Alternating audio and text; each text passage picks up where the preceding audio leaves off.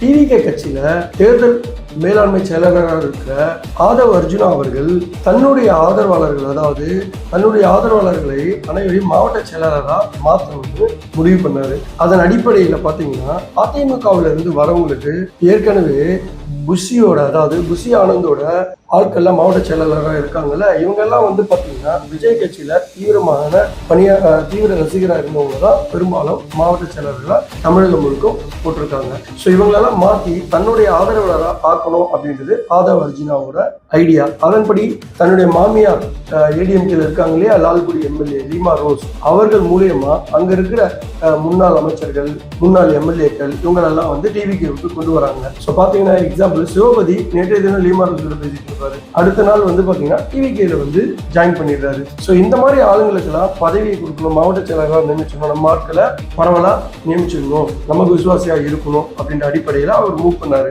இது சம்பந்தமா முதல்வர்கிட்டையும் பேசினாரு. முதல்வரும் சரி இதை பத்தி பேசலாம் அப்படின்னு சொன்னாரு. ஸோ இது சம்பந்தமா வந்து பாத்தீங்கன்னா பட்டினப்பாக்கத்தில் இருக்கிற முதல்வர் கேம்ப் ஆபீஸ்ல விவாதம் போயிருக்கு. அப்போ ஆதவ் அர்ஜுனா என்ன சொன்னார், நம்மளை நம்பி வந்திருக்காங்க, அதுவும் இந்த கட்சியில முக்கிய பொறுப்புல எல்லாம் இருந்தாங்க, அவங்கெல்லாம் நமக்கு ஒரு பதவியை கொடுத்தாதான் நம்ம கட்சிக்கும் ஒரு கௌரவமா இருக்கும், அப்பதான் நம்மளை நம்பி நிறைய பேர் வருவாங்க அப்படின்னு எடுத்து சொன்னாங்களாம். அப்ப புஷி ஆனந்த் இல்ல இப்படி எல்லாருக்கும் நம்ம வரவங்களுக்கு எல்லாம் கட்சி பதவியை கொடுத்தா அது சரி வராதுன்னு சொன்னாராம். கடைசி ஆதவ் என்ன சொன்னாராம், அப்ப ஏற்கனவே இருக்கிறவங்க இருக்கட்டும், நிறைய மாவட்டத்தை உடைச்சிடுவோம், அதாவது ஒரு சட்டமன்றத்துக்கு ஒரு மாவட்ட செயலாளர்னு நியமிக்கலாம் அப்படின்னு ஒரு ஐடியா கொடுத்தாராம். அதுக்கு புஷி ஆனந்த் அவர்கள் இல்ல அப்படி பண்ணா நம்ம கட்சியோட கோட்பாடே மாறி போயிடும், வரவங்க வரட்டுமே, கொஞ்ச நாள் அவங்க எப்படி இருக்காங்க, அவங்க நடவடிக்கை எல்லாம் எப்படி இருக்கு, கட்சிக்கு எப்படி வந்து பணியாற்றுறாங்க, அவங்க விசுவாசமா இருக்காங்களா இப்படின்னு பார்த்துட்டு பின்னாடி முடிவு பண்ணலாம் அப்படின்னு சொல்லி புஷி ஆனந்த் முதல்வருக்கு சொல்லவே, முதல்வரும் ஓகே புஷி ஆனந்த் சொல்றது நல்லா தானே இருக்கு,